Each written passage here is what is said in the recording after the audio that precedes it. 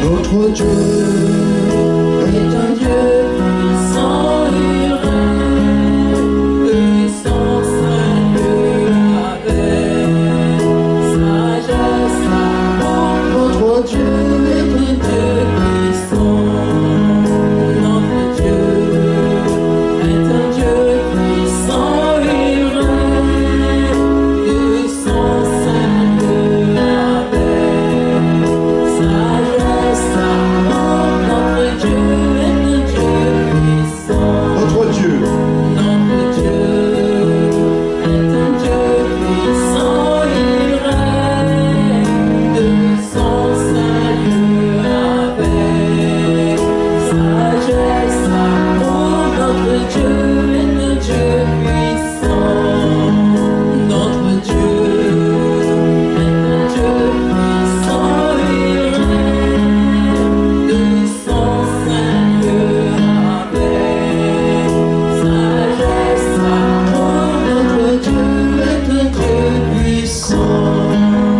Notre Dieu est un Dieu puissant, il règne de son saint Dieu avec sagesse, amour. Notre Dieu est un Dieu puissant.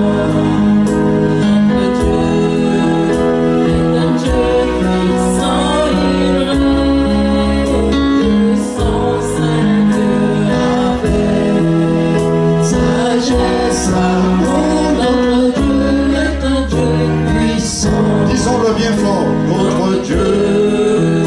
est un Dieu puissant, il règne de son saint Dieu avec sagesse, amour. Notre Dieu est un Dieu puissant. Notre Dieu.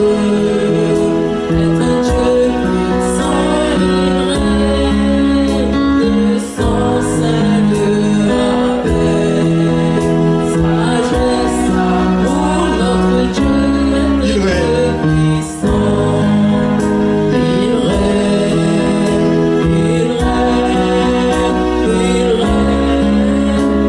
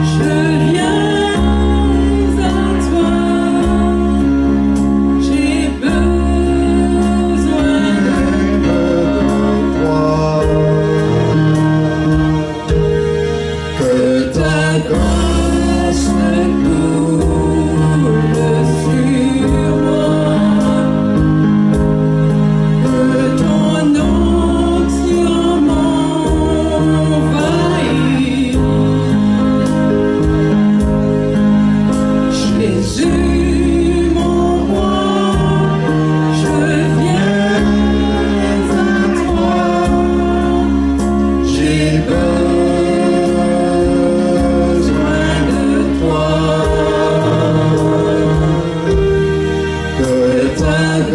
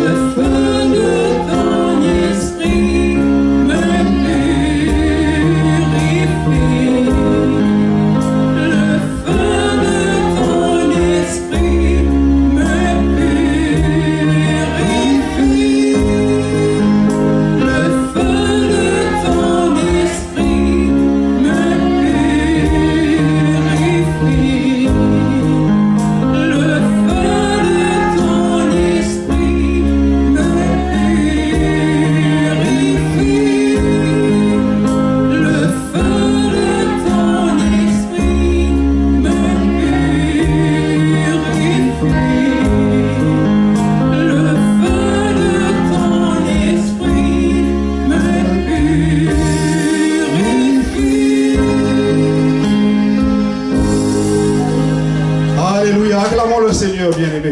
Acclamons le Seigneur. Que le feu du Seigneur ce matin descend et vient justement bien nous embraser, bien-aimé. Que le nom du Seigneur soit loué, soit béni, alléluia, et soit exalté. Donc prenez place, bien-aimé, veuillez vous asseoir. Nous allons justement entrer justement dans le message de la parole du Seigneur. Bien, encore une fois, ceux qui se sont joints à nous, nous vous souhaitons tous justement la bienvenue. Alléluia. Le bienvenu et aussi la bienvenue parmi nous à la table, je vais plutôt dire à la table du Seigneur. Donc bien-aimés, nous allons encore entrer, et comme nous savons que la parole de Dieu et les enseignements de Dieu, c'est tout un enchaînement sans fin. Le savez-vous, bien-aimés? L'enseignement du Seigneur, c'est un enchaînement sans fin. L'enseignement du Seigneur, c'est un enchaînement sans fin. Donc nous reprenons où nous étions arrêtés la dernière fois. Donc la dernière fois, chers bien-aimés, nous étions arrêtés dans 1 Thessaloniciens, d'accord? 1 Thessaloniciens, le livre de 1 Thessaloniciens, c'était le chapitre 4. Alléluia, nous allons dedans. 1 Thessaloniciens, chapitre 4. Nous n'allons pas parler dessus, puisque le Saint-Esprit nous a donné tout un enseignement dedans, dans ce chapitre 4. Mais comme nous savons que la parole de Dieu, c'est tout un enchaînement qui ne s'arrête pas. D'accord? Donc c'était le chapitre 4, entre le verset 1er et le verset 18.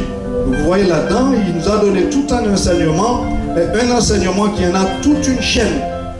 Tout simplement parce que la parole du Seigneur se renouvelle chaque jour. Chaque jour, la parole du Seigneur, elle se renouvelle.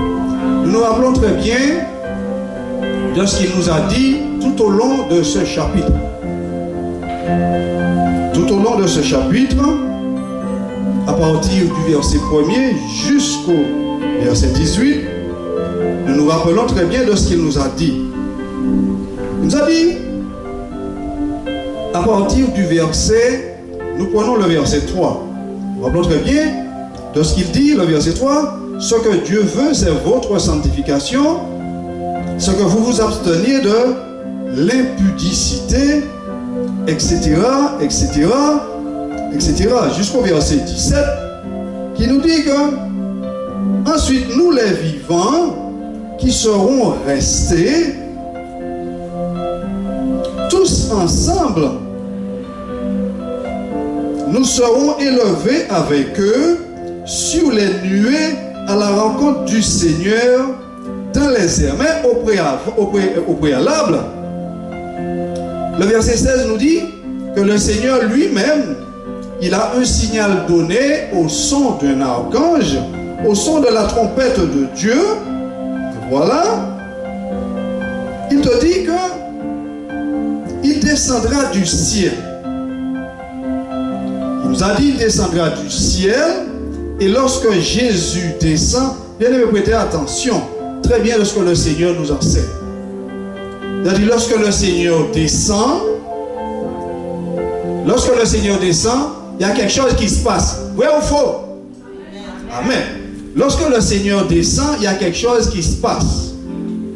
Parce que le Seigneur descend, le jour de l'avènement, le jour que nous sommes tous en train d'attendre, le jour que nous sommes ici en train de nous préparer pour ce jour-là. Lorsque ce jour arrive, lorsque le Seigneur descend, lorsque le Seigneur arrivera dans notre atmosphère, pour tout dire, quand le Seigneur arrivera dans l'atmosphère de la terre, les morts en Christ ressusciteront premièrement. D'accord? Ils ressusciteront premièrement, et les vivants, nous les vivants qui resteront, il nous a dit, nous serons transformés. Alléluia. Voilà ce qu'il nous a dit la dernière fois où nous nous sommes rencontrés. Mais aujourd'hui, il va nous dire, mais nous savons très bien que pour que cela puisse se faire avec toi et moi, il y en a, nous devons nous préparer. Et cela, bien aimé, Dieu ne reculera pas dessus, Dieu ne va pas s'arrêter d'utiliser la bouche de ses serviteurs, de ses servantes pour dire qu'il y en a une préparation pour ce jour-là. Comme tout voyage, on a une préparation. Ceci est un voyage céleste. Donc, à plus forte raison, il y en a une préparation. Un voyage dont nous n'allons plus retourner ici-bas. Donc, à plus forte raison, qu'il y en a une préparation. Tu ne peux pas vivre ici-bas, boire et manger, danser, prendre les femmes que tu veux, t'amuser, et puis dire, eh bien, je vais au ciel. Non, tu ne peux pas faire cela. Tu ne peux pas faire cela. C'est pas possible. Non, il y en a une préparation. Toi et moi, nous devons être occupés à cela. Et il ne reculera pas dessus qu'il y en a justement cette préparation. Donc, ce qui est inscrit ici, bien-aimé, c'est ce qui va se passer. Vous savez, ici, c'est la parole de Dieu, c'est Dieu, la bouche de Dieu ouverte en train de nous enseigner ce matin. Donc, ce qui est inscrit ici, c'est ce qui va se passer. Bientôt. Parce que le bientôt pour toi et moi, ce n'est pas le même bientôt de Dieu. D'accord? Bientôt pour toi et moi, ce n'est pas pareil que bientôt pour Dieu. Mais cela nous oblige, à plus forte raison, cela nous oblige à rester vigilants sur nos gardes parce que ce jour-là arrivera. Donc, nous ne devons pas nous arrêter, boire et manger sans nous préoccuper qu'il y en a un jour qui arrive.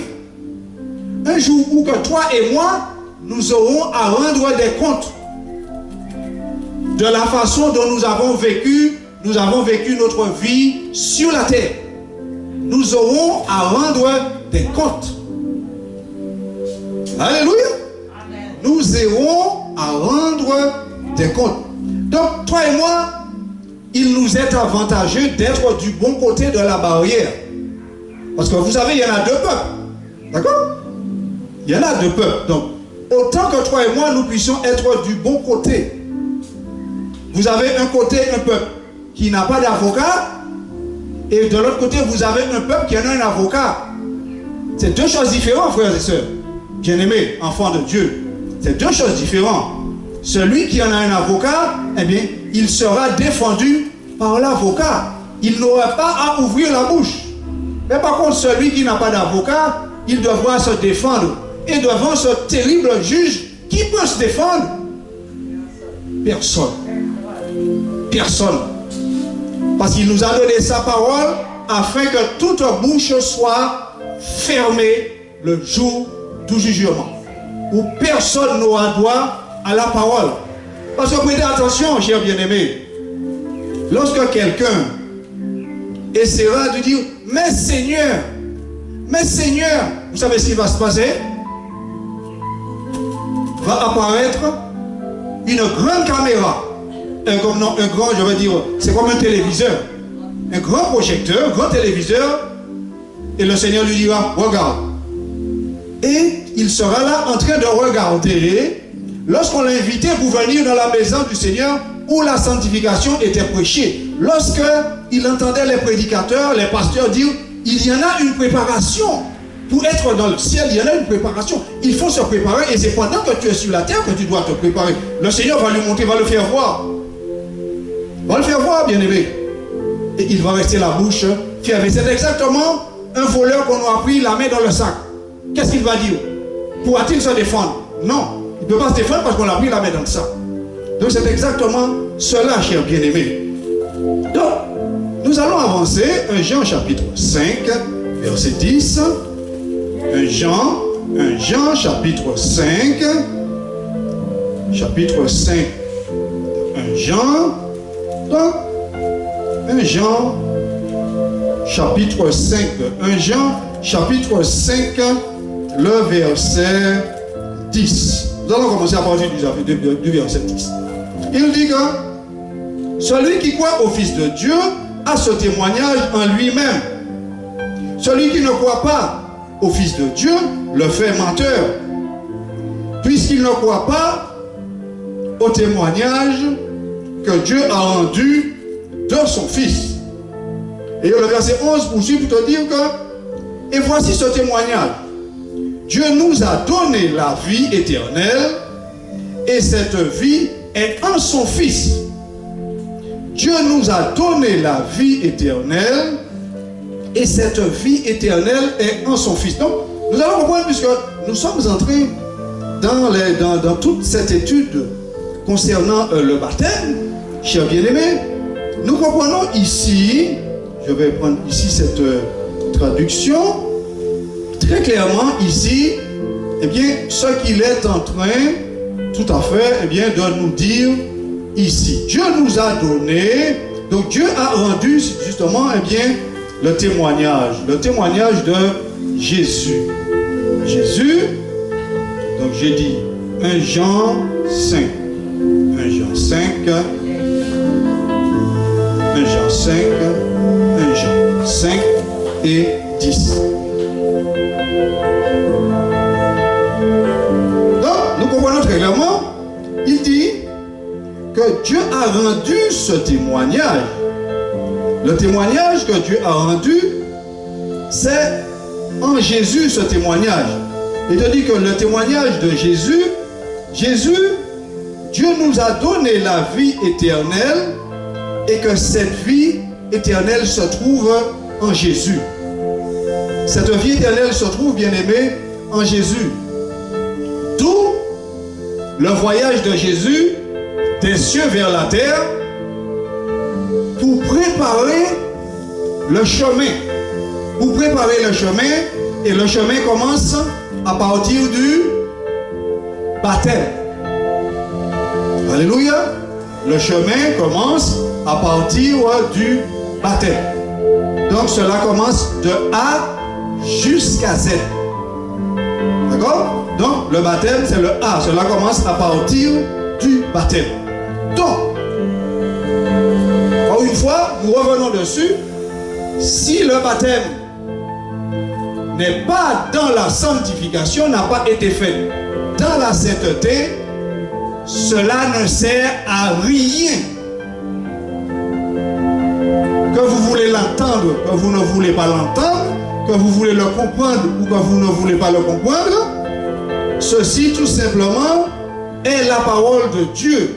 Et les choses de la terre vont vous enseigner, nous enseignent que nous ne pouvons pas construire sur une vieille fondation. Alléluia. Nous ne pouvons pas construire sur une vieille fondation. D'accord? Si la base est mauvaise, la base devrait être ratissée afin qu'on puisse mettre une nouvelle base. Alléluia. Donc, il te dit que la vie éternelle est en Jésus. C'est en Jésus. Donc, dans d'autres mots, il est en train de nous dire, cette vie éternelle qui se trouve justement eh bien, en Jésus, le verset 12 te dit que celui qui a le Fils a la vie. Celui qui n'a pas le Fils, eh bien, n'a pas la vie. Celui qui a le Fils a la vie. Celui qui n'a pas le Fils n'a pas la vie. Bien-aimés, nous disons cela, le Saint-Esprit nous rappelle ces choses constamment. Malheureusement, il y en a beaucoup qui pensent qu'ils ont le Fils. Ils pensent qu'ils ont le Fils, mais malheureusement, ils n'ont pas le Fils. Ils n'ont pas le Fils. Ils pensent l'avoir, mais finalement, ils ne l'ont pas. C'est ce qui est terrible. C'est terrible. Il y a quelque chose qui est très simple. Tu sais lorsque tu as le Fils. Exactement, tu sais lorsque tu as de l'argent sur le compte en banque. Tu sais aussi quand tu as le Fils. Il y a une chose qui est très simple. Quand tu as le Fils, ta vie change. Alléluia. Quand tu as le Fils, ta vie change. tout ce qui est la sainteté t'attire. Tu es attiré vers les choses saintes. Cela t'attire. Ton comportement change. Ton langage change. Tout en toi change. Tu n'as peur de rien. Tu ne recules devant rien. Donc tu vois, effectivement, tu as peur de la nuit, tu as peur de ci, tu as peur de ça, tu as peur de tout. Tu vois, tu n'as pas le Fils. Celui qui a le Fils, il est différent. Oui, celui qui a le Fils, il est différent. Pourquoi? Parce que, comme le Fils, il est en haut, donc celui qui a le Fils, eh bien, ses pensées sont attirées vers le haut. Ses pensées ne sont pas attirées vers le bas, mais vers le haut. Vers le haut. Ses pensées sont complètement, eh bien, attirées vers le haut, où Jésus, eh bien, est maintenant, eh bien, assis à la droite de Dieu. Et il doit dire au verset 13, eh bien, je vous ai écrit ces choses, eh bien, afin que vous sachiez que vous avez la vie éternelle, vous qui croyez au nom du Fils de Dieu. Et nous avons déjà dit, bien aimé, que ici, le croire qu'il nous dit ici, vous qui croyez, ce mot-là, croyez, n'a rien à voir avec ce que nous pensons. Alléluia. Cela n'a rien à voir avec ce que nous pensons. Parce que le croire en Dieu, c'est terrible. Croire en Dieu, mais oui, bien aimé. Croire en Dieu, c'est terrible. Croire en Dieu, dans d'autres mots, c'est vaste. Croire en Dieu, ce n'est pas lorsqu'on te dit, hey, mais tu sais, tu as une régime de banane là qui est mûr et puis tu vas voir. C'est pas ça. Hein? Non, ça n'a rien à voir. Croire en Dieu, croire en Dieu, bien aimé, c'est passer par le baptême de la sanctification. Passer par le baptême dans la sanctification, dans la sainteté. Croire en Dieu, c'est ça. Passer par le baptême et entrer par le petit chemin. Alléluia. Entrer par le petit chemin de la sainteté. Le petit chemin de la sanctification. Bien aimé, s'il y a une chose que vous et moi que nous devons comprendre, c'est cela. Lorsque tout a été fait dans la sainteté, tu entres par le petit chemin, par la petite porte. Vous vous rappelez, le Saint-Esprit nous a rappelé cela la dernière fois. Tu entres par la petite porte, qu'il y en a un certain moment, lorsque tu entres par la petite porte, il te dit, la porte étroite. La porte étroite, c'est ça, c'est la porte étroite. Et le chemin, non seulement déjà la porte est étroite, mais le chemin est encore resserré. Et à certains endroits de ce chemin, tu vas te trouver à passer sur un fil. Tu vas te trouver à marcher sur un fil. Donc tu vois que tu ne fais pas, c'est pas un chemin que toi et moi nous pouvons faire ce que nous voulons. Non, c'est un chemin saint, un chemin de sainteté. Et comme tu sais, vous savez très bien, nous, toi et moi, nous venons du monde, vrai ou faux? C'est du monde dont nous sommes sortis, avec tous les choses du monde, nos envies, etc., tout ce qui ne plaît pas à Dieu. C'est dans ce chemin que toi et moi nous serons préparés. Ah oui, c'est dans ce chemin. Les envies qu'on avait de la cigarette, c'est là qu'il va disparaître. D'accord? C'est dans ce chemin qu'il va disparaître. Lorsque nous ne pouvons pas nous arrêter dans la journée sans ne pas boire une bière ou du vin ou du whisky, c'est dans ce chemin que cette envie va disparaître. Toi qui ne pouvais pas, chaque fois que tu voyais une femme passer, où tes yeux la suivaient, c'est dans ce chemin que cela va disparaître. Tu comprends? Donc c'est un chemin, c'est pourquoi il est appelé chemin de sainteté, chemin de sanctification, chemin de régénération.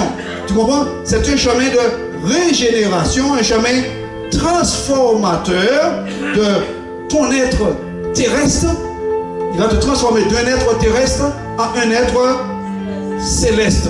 Un être céleste, dans d'autres mots, un être spirituel. Parce que nous nous rappelons très bien que les enfants de Dieu, ce sont des enfants spirituels. Alléluia.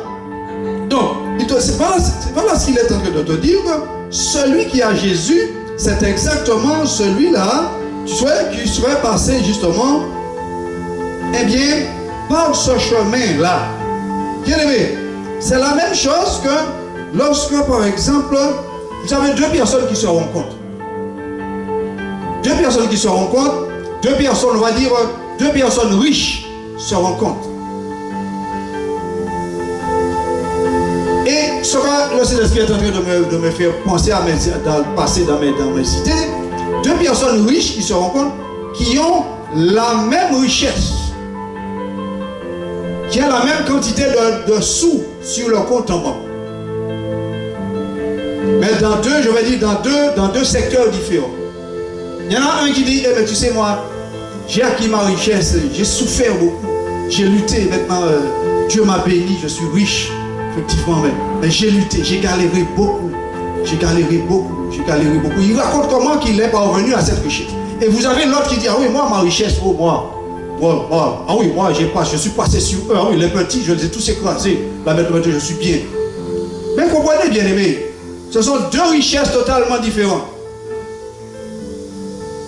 C'est deux richesses totalement différentes. Ce n'est pas du tout la même richesse. Vous avez une richesse acquise avec la bénédiction, et vous avez une autre richesse acquise avec la malédiction. Et nous savons, chers bien-aimés, ceux qui ont acquis la richesse avec la malédiction, cela ne durera pas très longtemps. Du jour au lendemain, il se retrouvera sans un sou. Du jour au lendemain, il va se retrouver sans un sou. Dans d'autres mots, le Saint-Esprit est en train de dire, celui qui pense acquérir le Fils de Dieu, pense acquérir Jésus par n'importe quelle voie, n'a pas Jésus. La seule voie où que tu puisses avoir Jésus, c'est la voie de la sainteté. Alléluia. La voie de la sainteté.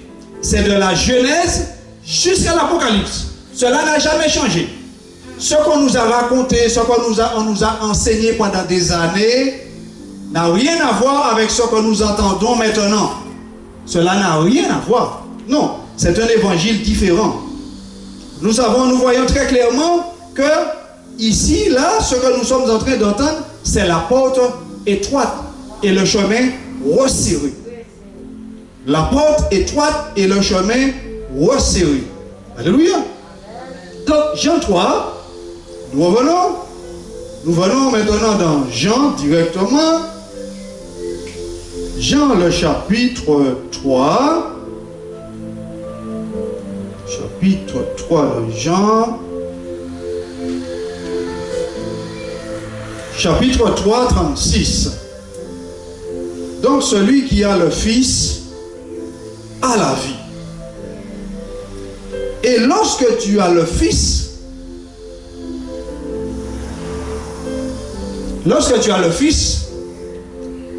ta vie est une vie de miracle. Ta vie est une vie de mystère. Alléluia. Lorsque tu as le Fils, je répète, lorsque vraiment tu as Jésus, ta vie est une vie de mystère. Non, on ne dit pas que tu ne vas pas tomber malade. Si, tu vas tomber malade. Oui, si. Tu vas tomber malade. Mais tu vas tomber malade tout simplement pour la gloire de Dieu. Parce qu'il te relèvera. Alléluia. Donc, il est en train de te dire, lorsque tu as le Fils, ta vie est une vie de mystère que même toi ne comprendras pas. Comment que les choses arrivent comme ça dans ta vie. Pour la gloire de Dieu. Pas pour te glorifier, mais simplement pour la gloire de Dieu. Et tu comprendras très bien que là où Jésus est, il y a quelque chose qui arrive. Vous comprenez, les chers bien-aimés, enfants de Dieu. Amen. Donc cela ne sert de rien que quelqu'un dit il a Jésus. Et que sa vie est toujours pareille que la vie qu'il avait dans le monde. Mais ouais. Cela ne sert à rien que sa vie soit toujours la même. Celui qui a Jésus, sa vie est différente. Comment pourrons-nous le dire? Pourrons-nous le dire en chinois pour que tout le monde puisse comprendre? Mais il y en a que les Chinois qui vont comprendre. Celui qui a Jésus, sa vie est une vie différente. Sa vie est une vie de mystère. Sa vie est une vie de miracle. Sa vie est une vie, on va dire, pour les autres, incompréhensible. Parce qu'il n'a pas d'argent sur le compte, il est heureux. Pas dire, mais il n'a pas un sou, il est en train de... Vous comprenez? Sa vie est une vie différente. Alléluia. Donc, encore une fois, je répète que Là où Jésus est, les choses sont différentes. Où Jésus est, les choses sont différentes. Je répète. Parce que la présence de Jésus déplace les montagnes. Si notre foi, Jésus nous a dit, si notre foi, si petit sera-t-elle comme un grain de sénévé, va déplacer des montagnes, donc imaginons lorsque tu as Jésus en toi. Ça n'a rien à voir. Alléluia. Donc je disais, Jean 3. Jean 3, et dans le chapitre 3, je vous amène au 36. Verset 36. Celui qui croit au Fils a la vie éternelle. Celui qui ne se confie pas au Fils ne verra pas la vie, mais il verra la colère de Dieu.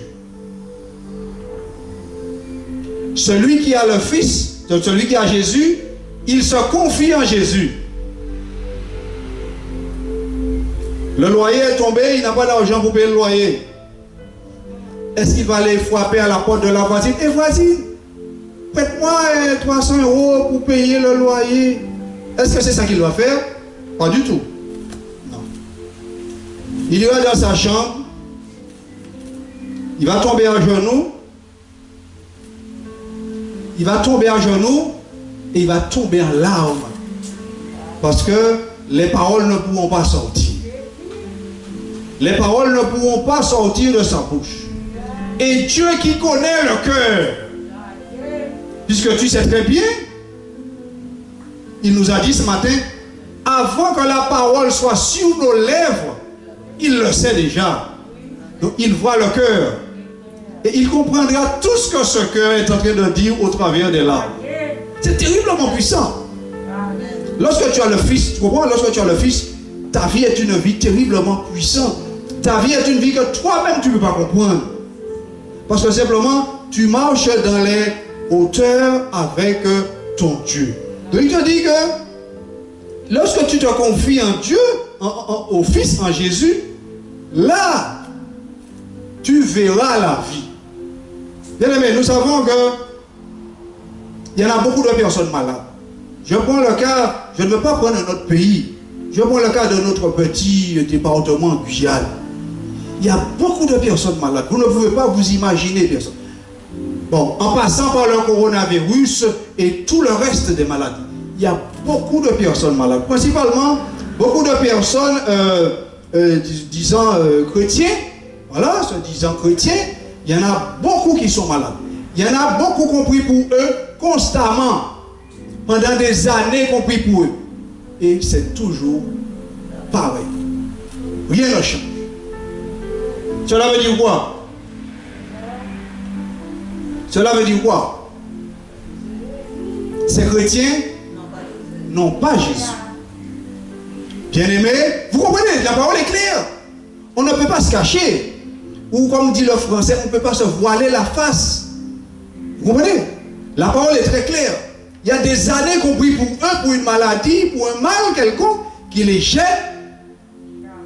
Et ces personnes ne sont jamais guéries. Il y a un problème là. Non, ce n'est pas pareil que l'apôtre Paul, parce que l'apôtre Paul avait quelque chose dans sa chair qui le gênait. Et le Seigneur lui a dit, ma grâce seulement te suffit. Ma grâce seulement te suffit. Mais le Seigneur lui a parlé. Le Seigneur lui a donné sa grâce pour pouvoir supporter. Or, ces gens, bien-aimés, on prie pendant des années pour eux. Rien ne change. Et ils se disent chrétiens. Il y a un souci.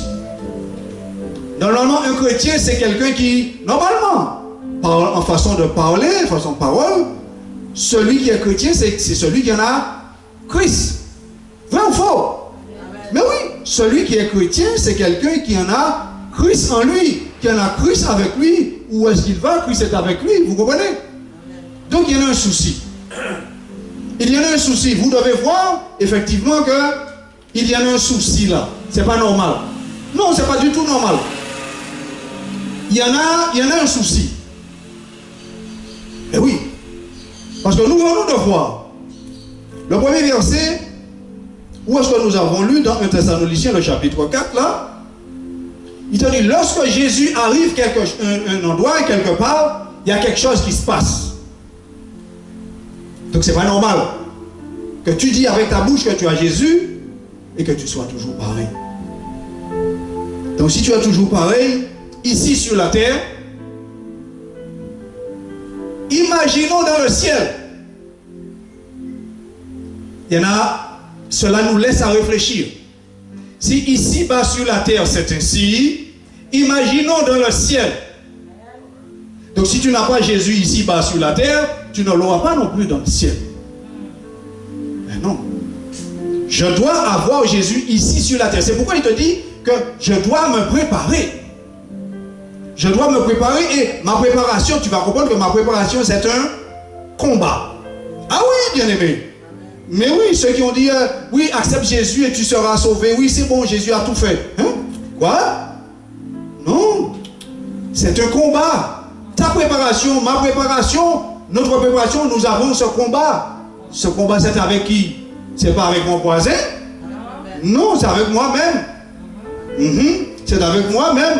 Moi qui aime les choses du monde, je vais dans les choses du monde et en même temps je veux le Seigneur. Ça ne fonctionne pas. Parce que celui qui aime le monde est inimitié, devient ennemi avec Dieu. Donc lorsque tu aimes les choses du monde, tu chasses Jésus. Tu repousses Jésus. Parce que les choses du monde, c'est le péché que cela emmène. Alléluia. Les choses du monde nous attirent vers le péché. Donc ce n'est pas du tout la même chose. Ce n'est pas du tout la même chose. Donc, nous comprenons très clairement, bien aimés, que nous sommes en train de vivre un temps où la vérité doit exploser. Afin que tout un chacun puisse l'entendre. Et libre à lui de l'accepter ou de ne pas l'accepter. Mais s'il y a une chose que le Saint-Esprit nous dit, que tous ceux qui n'auront pas accepté la vérité, ce n'est pas un homme qu'ils n'acceptent pas. Non, ce n'est pas un homme qui n'accepte pas. Mais ils sont en train de rejeter Jésus. Ils sont en train de rejeter Dieu. Ils sont en train de ne pas accepter le Seigneur Jésus, de ne pas accepter les paroles de Dieu. Qui les sauvera? C'est la parole de Dieu qui te sauve. Et la parole de Dieu, c'est qui? La parole de Dieu, c'est qui? La parole de Dieu, c'est lui-même, Jésus-Christ. Et oui, la parole de Dieu, c'est Jésus. C'est lui qui te sauve. Ce n'est pas un homme, ce n'est pas un pasteur qui va te sauver. Non, ce n'est pas un pasteur. C'est Jésus qui va te sauver. Jésus qui va te sauver. Le Saint-Esprit utilisera la bouche du pasteur pour te faire entendre le message de Dieu. Pour te faire entendre exactement la compréhension de ce qui est marqué ici. Libre à toi d'obéir ou de ne pas obéir. Mais sache une chose. Si tu n'obéis pas, un jour vient où tu rendras des comptes. Parce que bien aimé, s'il y a une chose que vous et moi nous devons comprendre, pourquoi nous allons poser cette question avant que nous puissions entrer dans notre... voilà. Pourquoi nous pensons-nous que Dieu a écrit la Bible? Il dit, ah non, ce sont les hommes qui ont écrit la Bible. Les hommes pourront écrire un best-seller comme ça? Pas possible. Aucun homme n'a cette sagesse pour pouvoir écrire quelque chose de pareil que ça. Quel est l'homme qui pourra écrire quelque chose en projetant des milliers d'années après et que cela arrive alors que cela a été écrit par un homme il y en a des millions d'années? Mais non, ça n'existe pas. Non, ça n'existe pas. Il n'y en a que Dieu qui peut révéler, qui peut écrire quelque chose pareil. Il n'y en a que Dieu, bien aimé. Donc, je disais que la Bible a été écrite à cause de toi, à cause de moi, et même pas ça, mais à cause de l'enlèvement. L'enlèvement de l'Église.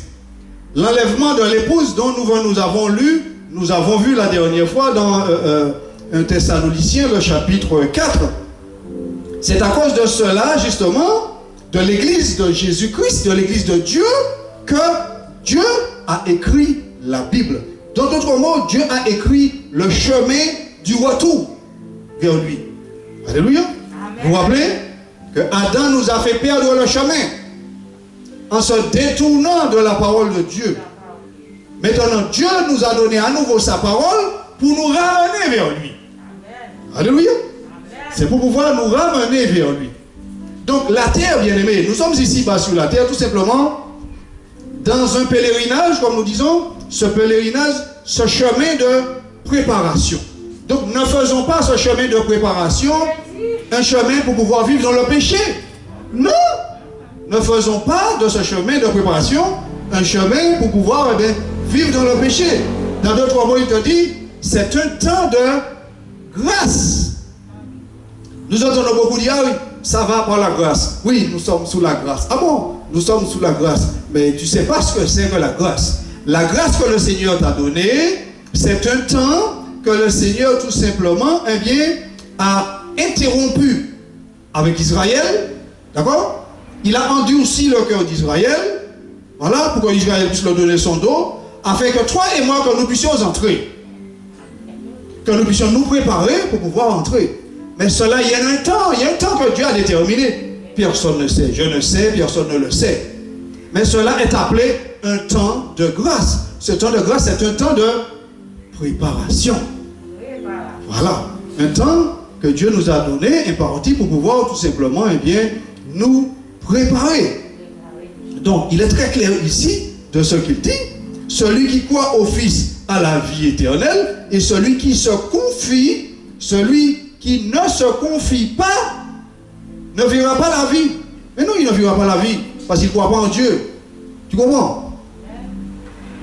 Tu ne crois pas en Dieu, tu ne peux pas avoir la vie. Parce que, bien aimé, nous savons très clairement, il y en a beaucoup de personnes qui vivent leur vie tranquillement, voilà, ils voulaient parler de Dieu. Ils ne veulent pas savoir, et dès qu'ils ont, je sais pas moi, un mal quelconque, un souci, un problème, ils disent, priez pour moi, hein, et priez pour moi. Ah bon? À ce moment-là, tu veux qu'on prie pour toi? À ce moment-là, parce que maintenant tu as des soucis, tu veux qu'on prie pour toi, mais tu ne veux pas toi-même prier, ou tu ne veux pas venir voir celui qui accomplit des prodiges. Donc effectivement, c'est terrible. C'est terrible. Ils veulent Dieu exactement comme nous utilisons. Ils veulent utiliser Dieu exactement comme nous utilisons tout simplement notre portefeuille, notre porte-monnaie. Non, ce n'est pas du tout la même chose. Galates chapitre 4. Galates chapitre 4.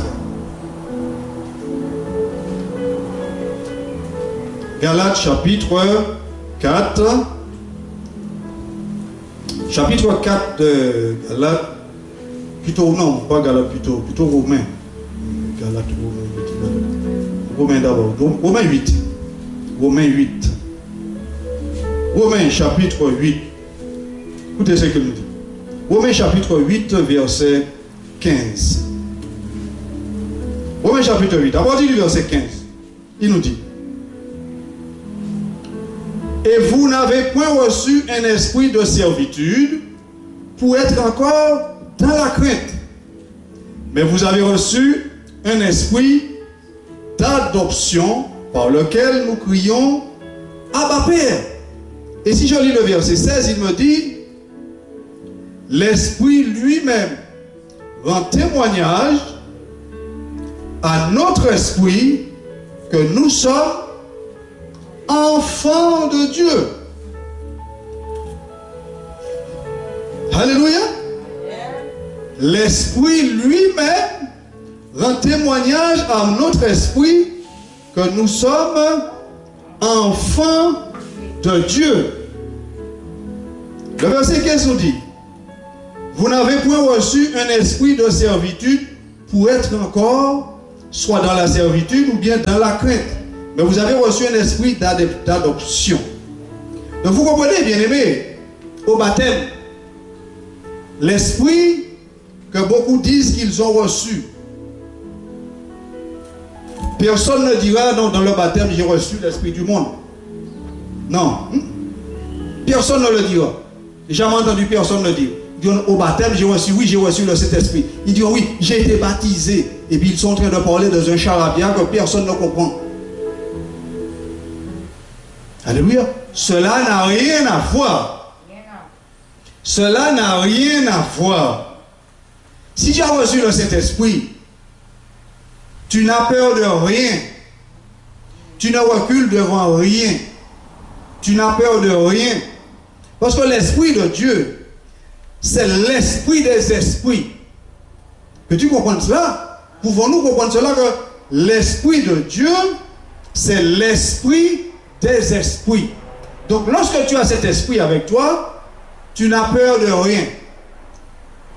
Bien aimé, peut-être beaucoup d'entre vous n'ont pas encore fait cette rencontre.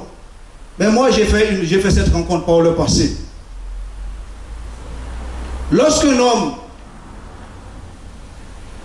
a une arme sur lui, une arme à feu, je dirais, lorsqu'un homme a une arme à feu sur lui, il est brave. Il va même chercher la bagarre. Lorsqu'un homme a une arme à feu sur lui, il ne recule devant rien. Je répète, lorsqu'un homme a une arme à feu devant lui, sur lui, il ne recule devant rien. Pourquoi? Tout simplement, c'est clair. La réponse est claire. Pourquoi? Parce que il se confie en l'arme qu'il a. Soit là, soit là, soit là. Il se confie parce qu'il sait. Il sait avec ça, il se sent bien.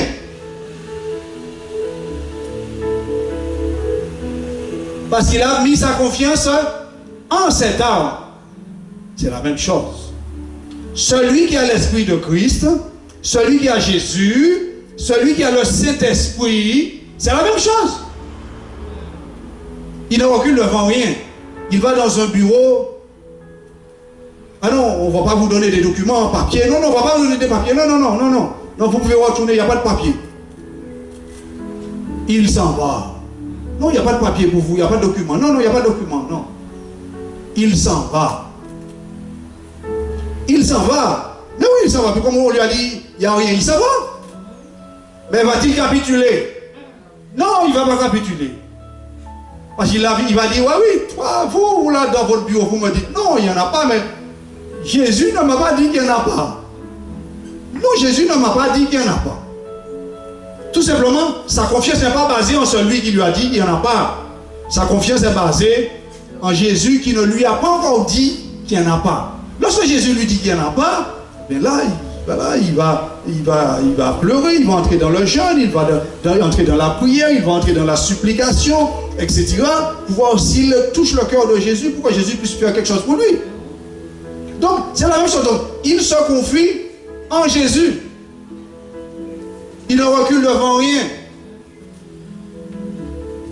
Beaucoup se disent chrétiens, lorsqu'ils ont vu le coronavirus apparaître, oh là là, maman. Ils se sont tous cachés. Ils se sont tous cachés. Peur de mourir. Peur de mourir, bien-aimé. Peur de mourir. Est-ce que celui qui a Christ a peur de mourir? Vous vous rappelez de l'apôtre Paul? Vous vous rappelez de l'apôtre Paul? À un certain moment, on dit à l'apôtre Paul, une certaine personne que le Seigneur utilisait, qu'il avait le don de prophétie, prend une ceinture, s'attache avec cette ceinture et dit, il prend la ceinture de Paul, il s'attache avec et dit, eh bien, la ceinture de cet homme, cet homme à qui appartient cette ceinture, cette personne sera prise et il sera attaché et il sera emmené en prison à Jérusalem. Est-ce que pour autant, Paul a eu peur? Au contraire, il s'est fâché contre ceux qui lui disaient, n'y va pas, tu vas être prisonnier. Il a dit, non, laissez-moi tranquille. Pourquoi pleurez-vous sur moi? Ne pleurez pas sur moi. Celui qui est en moi est bien plus fort que ceux qui m'attendent pour me faire prisonnier. Vous comprenez, bien-aimé? Tu n'as peur de rien. Celui qui a Jésus, bien-aimé, celui qui a cet esprit-là que nous venons de lire, Romains 8, 15-16. Parce que nous avons reçu cet esprit d'adoption. Et c'est quoi cette adoption? Vous vous rappelez, bien aimé, cette adoption, c'est une adoption qui en a des millions d'années. L'esprit d'adoption de la promesse faite à Abraham. Alléluia. L'esprit d'adoption, bien-aimé. L'esprit de Dieu. Qui est tout simplement, eh bien, en Jésus. Et cet esprit-là lui-même, cet esprit rend témoignage à votre esprit, à mon esprit. Il rend témoignage aux esprits des enfants de Dieu, ceux qui sont dans la sainteté. L'esprit de Dieu les rend témoignage à leur propre esprit qu'ils sont enfants de Dieu. Vous comprenez? L'esprit de Jésus rend témoignage à leur esprit qu'ils sont enfants de Dieu. Donc vous voyez, ce n'est pas quelque chose qu'on va crier sous les toits. Ah oui, nous sommes sauvés. Ah oui, nous sommes enfants de Dieu. Ah, nous sommes chrétiens. Oui, nous sommes... Non, c'est pas pareil, bien-aimé. Ce n'est pas pareil. C'est quelque chose de spirituel. C'est quelque chose de terriblement puissant. C'est quelque chose de spirituel. Donc l'Esprit de Dieu va rendre témoignage à notre propre esprit, tout simplement quand nous sommes enfants de Dieu. Avançons encore dans Galates, bien-aimés. Galates chapitre chapitre 4 de Galates. Chapitre 4 de Galates, et cette fois-ci nous irons dans le verset chapitre 4 de Galates par le verset 6. Galates chapitre 4 verset 6. Qu'est-ce qu'il nous dit? Donc lorsque l'Esprit de Dieu rend témoignage à notre esprit que nous sommes fils de Dieu, Dieu dit parce que vous êtes fils, Dieu a envoyé dans nos cœurs l'esprit de son fils, lequel crie Abba Père. Donc, personne bien-aimée, comprenez très clairement que avoir le Fils de Dieu, avoir l'Esprit de Dieu, ce n'est pas n'importe quoi. Avoir l'Esprit de Dieu, ce n'est pas n'importe quoi et ce n'est pas rien. Parce que où l'Esprit de Dieu est, il y a des miracles. Mais oui, où l'Esprit de Dieu habite, il y a quelque chose de surnaturel. Mais bien sûr, il y en a quelque chose de surnaturel où l'Esprit de Dieu se trouve. Donc nous voyons très clairement, puisque il nous le dit très clairement ici. Mais oui, il nous le dit très clairement. Et lorsque nous regardons le verset 7, écoutez ce qu'il nous dit. Ainsi, tu n'es plus esclave, mais fils. Et si tu es fils, tu es aussi héritier par la grâce de Dieu. Vous comprenez? Voilà la grâce du Seigneur. La grâce du Seigneur utilisée à bon escient, correctement. Celui qui est dans la sanctification a commencé par le baptême dans la sainteté. Il est dans la sanctification. Celui-là est sous la grâce de Dieu. Et comme le Saint-Esprit a dit dernièrement, justement, et il continue de dire, lorsque tu es sous la grâce de Dieu, la contagion va frapper en plein midi. Mais oui, en plein midi. En plein midi, cela veut dire au regard de tout le monde. Parce que quand il est midi, tout le monde est bien éveillé. Tu ne seras pas atteint. De tes yeux seulement tu regarderas. Et tu verras que les méchants tombent à droite, de ta droite à ta gauche, ils tombent. Les méchants sont en train de tomber, mais toi tu ne seras pas atteint. Lorsque tu es sous cette grâce. Et tu comprendras que la grâce de Dieu n'est pas un sujet de publicité. La grâce de Dieu est au fond de ton cœur. Qui peut voir dans ton cœur? Dieu seul peut voir dans ton cœur. La grâce de Dieu est dans ton cœur. Et je ne fais pas de cette grâce, eh bien, un moment pour pouvoir, eh bien, pécher, vivre dans le péché. Et comme il dit si clairement ici, c'est ce que le Saint-Esprit est en train de dire en ce jour, pour nous faire comprendre très clairement que lorsque Dieu a envoyé dans nos cœurs l'Esprit de Jésus, nous ne sommes plus des esclaves. Esclaves de quoi? Esclaves du péché. Esclaves du péché. Lorsque Dieu envoie l'Esprit de Jésus dans mon cœur, dans nos cœurs, nous ne sommes plus esclaves du péché. Si nous péchons, attention, prêtez attention, ceux qui sont sur le chemin de la sainteté ne pêchent pas intentionnellement ou volontairement. Ils pêchent sans le savoir. Sans le savoir. Et s'ils ont su qu'ils ont péché sans le savoir, ils tombent dans la repentance. Ils tombent dans la repentance et demandent pardon. Comme nous avons demandé pardon ce matin au travers du chant. Ils demandent pardon. Pardon, Seigneur, pardon. Ils demandent pardon. S'ils ont reconnu, et même, ce qui est très puissant, ils ne savent pas qu'ils ont péché pendant la journée. Ils vont demander, Seigneur, pardonne-moi pour les péchés que je n'ai pas eu connaissance que j'ai fait. Pardon, Seigneur. Pardon. Ils vont demander pardon. C'est ça la vie dans la vie de sainteté. Pardon. Mais bien sûr, bien-aimés, chers enfants de Dieu, si nous voulons être constamment sous la grâce de Dieu, nous avons un comportement à avoir. Mais bien sûr, si tu veux être sous la grâce de Dieu, tu dois avoir un comportement. Et ce comportement, c'est un comportement sain. C'est un comportement sain. Ah, mais il est bon. Il veut être plus sain que tout le monde. Regarde, il veut être plus sain. Laisse-le parler. C'est un insensé. Ne réponds pas à l'insensé selon sa folie. Laisse-le parler. Sanctifie-toi. Sanctifie-toi. Alléluia. Sanctifie-toi. Donc, nous ne pouvons pas être esclaves du péché. Parce que celui qui est dans le péché encore est un esclave du péché. La preuve, il ne peut pas sortir. J'ai entendu beaucoup de personnes, jusqu'à maintenant j'entends ceux qui boivent. Ah oui, je veux m'arrêter de boire, mais je n'arrive pas.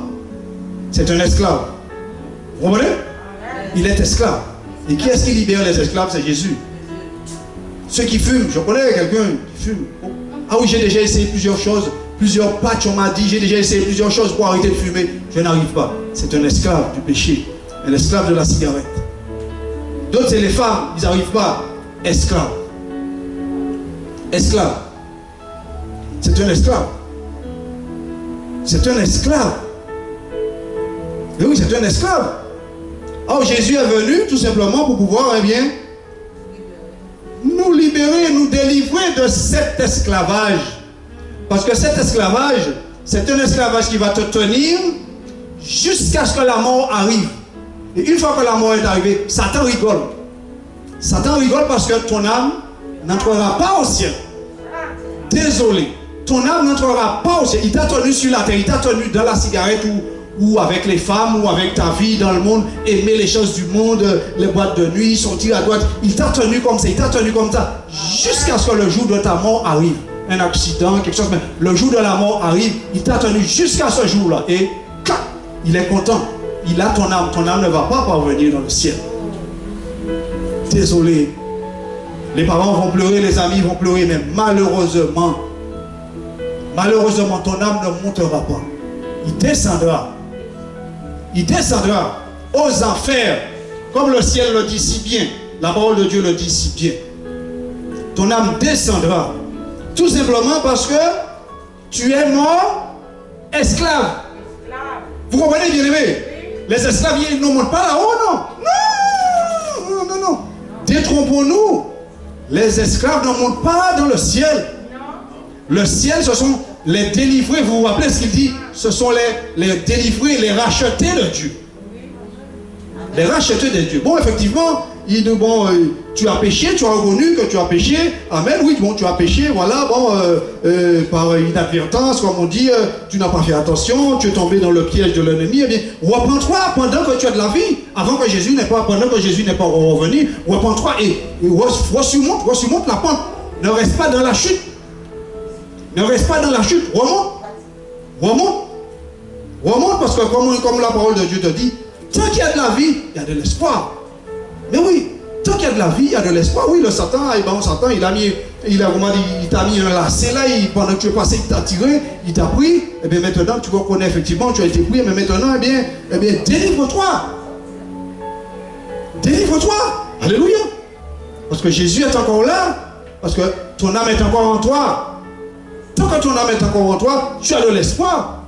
Rappelle-toi que notre Dieu, c'est celui de la seconde chance. Mais oui, Dieu est celui de la seconde chance. Alléluia. Donc, nous ne sommes plus esclaves du péché, comme nous venons de le dire si bien, parce que dans les cieux n'entrera pas les pécheurs.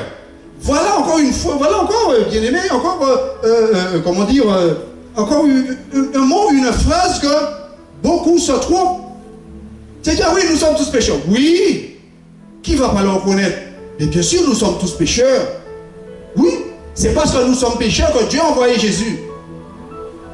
Et c'est parce que nous sommes pécheurs que Dieu nous a donné sa parole. Le chemin de retour. C'est parce que nous sommes pécheurs. Mais une seule chose que nous devons comprendre, les pécheurs n'entreront pas dans le ciel.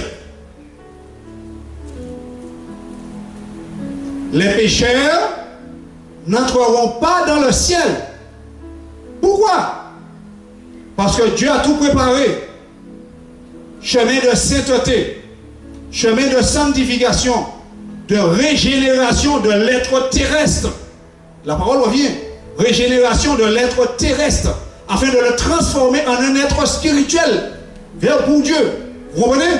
Donc celui que Jésus vient récupérer, ce ne sont pas des pécheurs, non. Non. Non. Effectivement, vous allez comprendre une chose. Tant que nous sommes ici, nous sommes des pécheurs. Lorsque tu entres dans le chemin de sanctification, le Seigneur te lave de ce péché. Il te purifie. C'est pourquoi, bien aimé, vous allez comprendre une chose, que la repentance, c'est tous les jours. Tous les jours. Je dois me coucher sur le ventre, ma main sur la tête, et supplier Dieu. Pardon, Seigneur. Pardon, Seigneur. Oh Seigneur, je te supplie. Qu'est-ce que j'ai dit dans la journée qui ne t'a pas glorifié? Pardon, Seigneur. Pardon, Seigneur. Pardon. C'est tous les jours. C'est tous les jours. Parce que pendant la nuit, le Seigneur peut venir. C'est tous les jours, bien-aimés. Tous les jours, sur le chemin de préparation. Tous les jours. Parce que l'église que le Seigneur prend est une église glorieuse, sans péché, sans tache, sans ride, sans rien de semblable, ni rien de semblable. Et il te dit finalement, irrépréhensible. Vous vous rappelez du témoignage de Dieu devant le diable, défendant Job. Satan, où viens-tu? Ah, je viens, j'ai parcouru toute la terre, je viens parcourir la terre, voilà. Tu as observé mon serviteur Job? Ah oui, je l'ai observé, ben oui. Ouais, oui, il te craint parce que ben, tu lui as tout donné, quoi. Le fait que tu lui as tout donné, donc normal, il va te craindre, il va te servir parce que tu lui as tout donné. Dieu a rendu témoignage, bien aimé, de Job. Dieu a rendu témoignage de Job. Un serviteur irrépréhensible. Dieu ne trouvait rien à dire de Job. Dieu ne trouvait rien à dire de lui. C'est exactement la même chose. C'est pourquoi que Dieu a préparé ce petit chemin-là, chemin de sainteté. C'est pourquoi Jésus vient, il récupère son peuple sur ce chemin. Voilà. Et tant que tu es dans ce chemin, tu es en train de te préparer, il te dit. Tu es en train de te préparer. Dans d'autres mots, il te dit, c'est exactement tous les enfants de Dieu qui sont, pour matérialiser cela, sur le chemin de sainteté, c'est exactement un four. D'accord? Un four. Où il y en a plein de petits pains au fond. Et les petits pains, ils sont en train de cuire, n'est-ce pas, bien-aimés? Ils sont en train de cuire. Il y en a un temps de cuisson déterminé par le maître, celui qui a mis les pains dedans. Tant que le temps n'est pas arrivé, il n'ouvrira pas le four. Tant que le temps n'est pas arrivé, il n'ouvrira pas le four. Non. Mais une fois que le temps est arrivé, il ouvre le four et enlève tous les petits pains. Dans d'autres mots, prenez attention à ce que le Saint-Esprit est en train de dire. Le four de Dieu, chemin de sainteté. Le four est là. Tous les petits pains dedans. Arrivé l'heure de Dieu dans le ciel, alors que les petits pains dans le four sont pas encore cuits. Jésus vient. Le temps est arrivé, Dieu dit à Jésus, descends. Amen. Jésus descend. Alors les petits pains sont dans le four.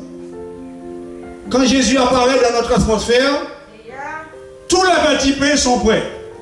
Vous comprenez? Amen, oui. Tous les petits pains qui n'étaient pas encore prêts sont prêts. Pourquoi? Parce qu'ils sont dans le four. S'ils sont dans le monde, ils ne seront pas prêts. Ils seront laissés. Vous comprenez, bien aimé? Jésus vient récupérer ceux qui sont sur le chemin de sainteté.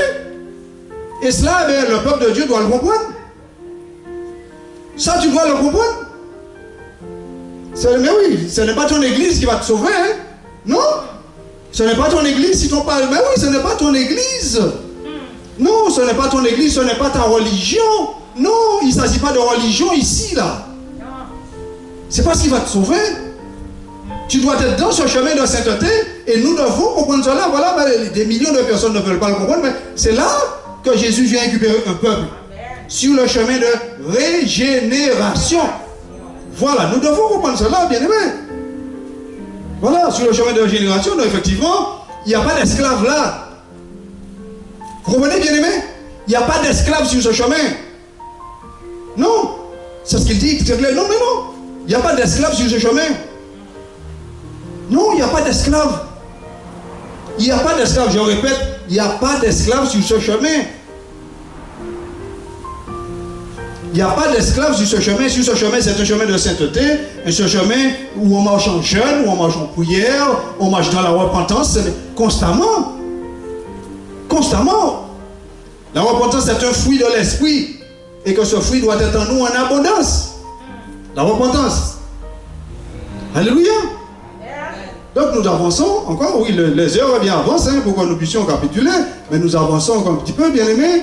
On aimerait bien terminer ce chapitre, voilà. Voilà.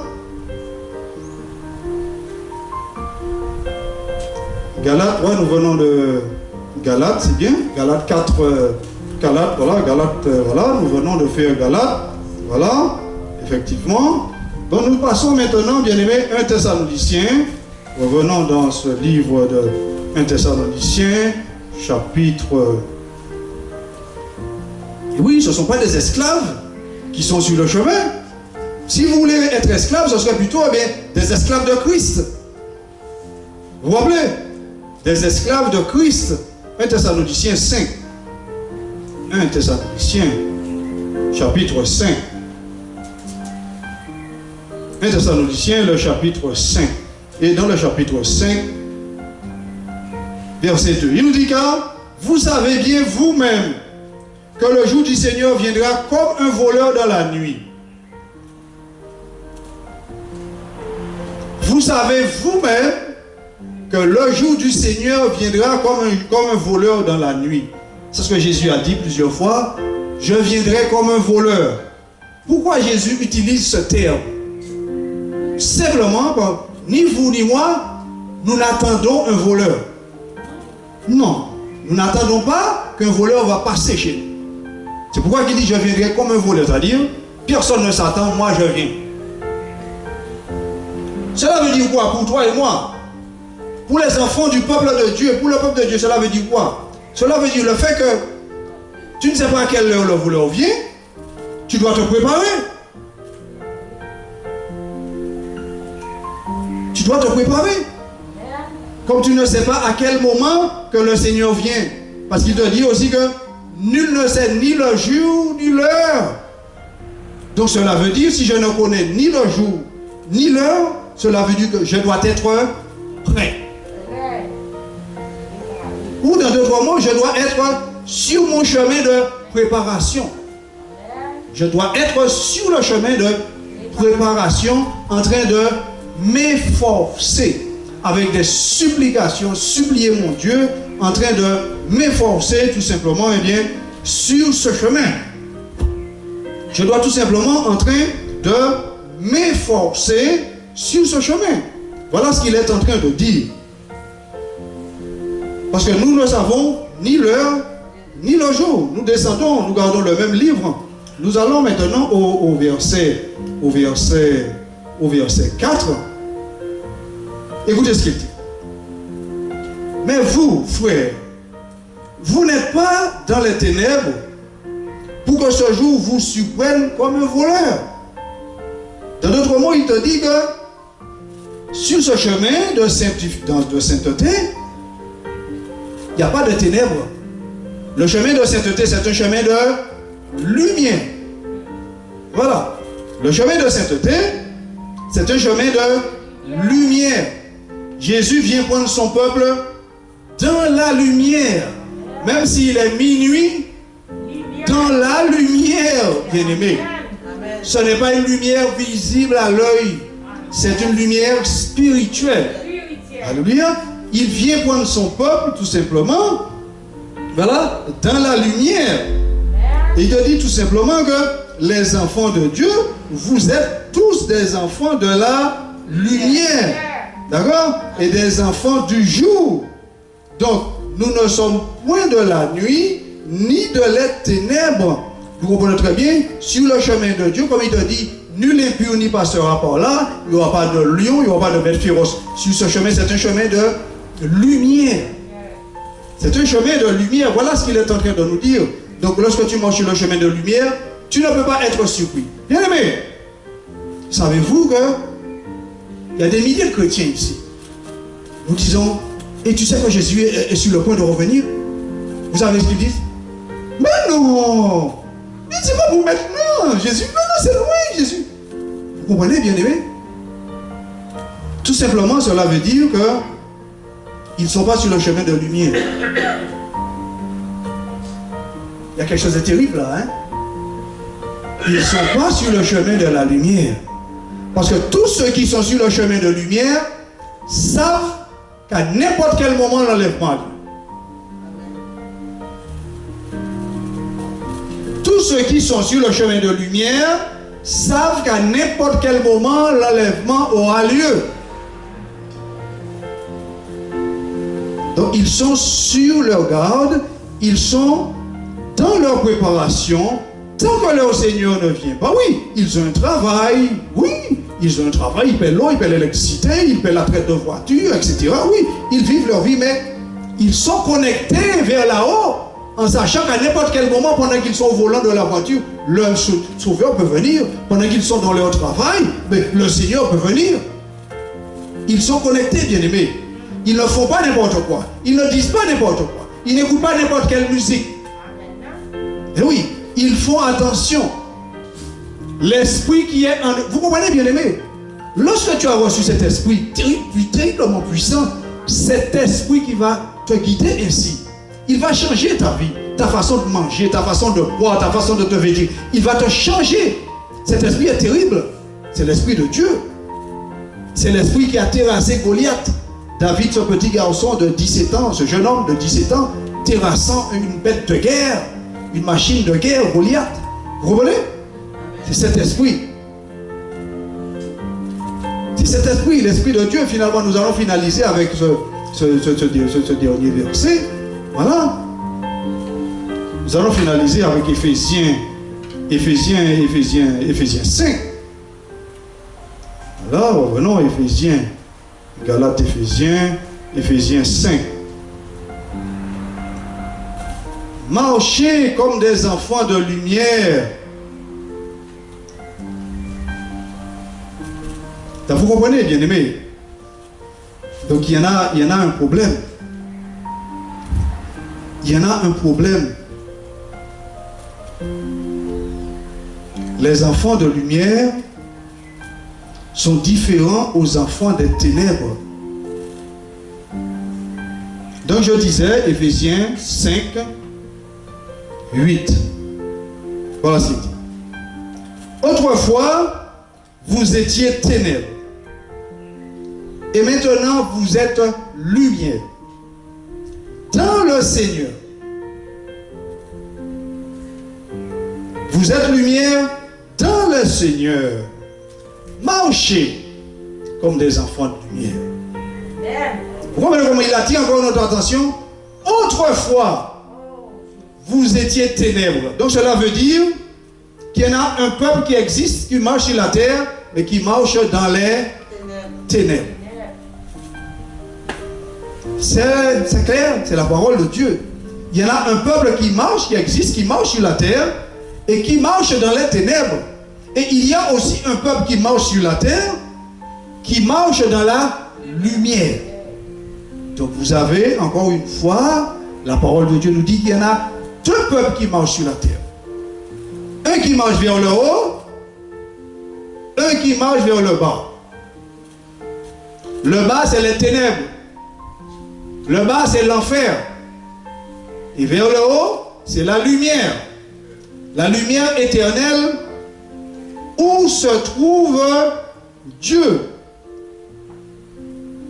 Autrefois, vous étiez ténèbres. Et maintenant, vous êtes lumière.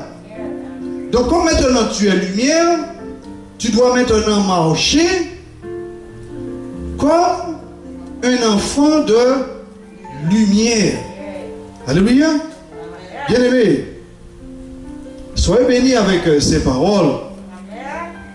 Et avant de finaliser, ceux qui ont entendu ce message, je vais vous conduire vers Dieu. Je vous demande de répéter cette prière après moi. Dites: Éternel mon Dieu, merci pour ta parole. J'ai entendu le message de ta parole. Je te demande pardon, Seigneur.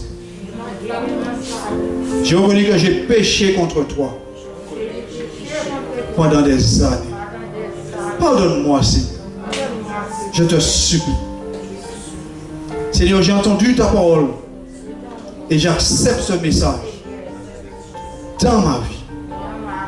Je te prie, Seigneur, pardonne mes péchés. Pardonne-moi au nom de Jésus.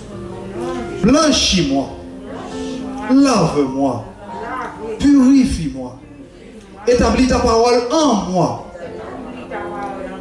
dans ma vie, afin qu'elle puisse me transformer pour la gloire de ton nom. Je te supplie, lave-moi, établis ton esprit en moi, afin qu'il puisse me guider dans toute la vérité. Établis ta sainteté en moi, dans ma vie, afin que ma vie soit transformée, complètement changée pour toi. Je te prie, Seigneur, je ne veux pas rester ici, sur la terre, lorsque tu viendras récupérer ton peuple. Mais je veux partir avec toi. Je te supplie, Seigneur, enseigne-moi, guide-moi dans la sainteté. Et je te prie, Seigneur, je reconnais ton sacrifice à la croix pour moi. C'est pour ça que je te prie. Inscris mon nom dans ton livre, le livre de vie. de l'agneau de Dieu qui est dans les cieux. Au nom de Jésus, je suis né de nouveau. Au nom de Jésus, bien-aimés, soyez bénis. Je vous bénis dans le nom tout-puissant de Jésus. Soyez bénis. Que le nom du Seigneur soit glorifié.